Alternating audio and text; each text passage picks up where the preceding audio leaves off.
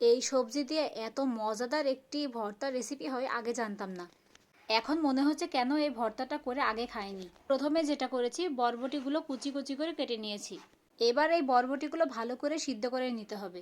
বরবটিগুলো সিদ্ধ করতে যতটুকু পানির প্রয়োজন আমি অতটুকু পানি দিয়ে বরবটিগুলো ভালো করে সিদ্ধ করে নিয়েছি। এরপর আমি একটা কড়াইতে তেল গরম করতে দিয়েছি আর 4টা শুকনো মরিচ ভেজে নিয়েছি। এবার তেলের মধ্যে দিয়ে দিব রসুন কুচি আর পেঁয়াজ কুচি আর দিয়ে দিব 4টা গলদা চিংড়ি। এবার আমি যেটা করব, এগুলো ভালো করে আমি ভেজে নিব। মাছগুলো যখন ভাজা ভাজা হয়ে যাবে আর পেঁয়াজের কালারটা ব্রাউন কালার হয়ে আসবে, ওই সময় আমি দিয়ে দিব সিদ্ধ করে রাখা বরবটি। এবার দিয়ে দিব আমি স্বাদ মতো লবণ আর দিয়ে দিব ধনিয়া পাতা কুচি। তারপর আমি ভালো করে নেড়েচেড়ে এটা নামিয়ে ফেলবো। ভাজা হয়ে গেছে, এবার আমি নামিয়ে ফেলছি। যেহেতু এটা আমি শিলে বাটবো, এই কারণে শিলপাটাতেই আমি নামিয়ে ফেললাম।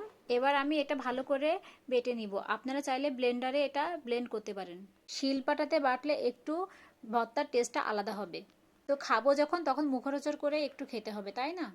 বাটা হয়ে গেছে, এরপর আমি দিয়ে দিব সরিষার তেল। এবার আমি এটা ভালো করে মাখিয়ে নিব। তো রেডি হয়ে গেল আমার বরবটির ভর্তা। ভালো লাগলে ভিডিওটি শেয়ার করবেন।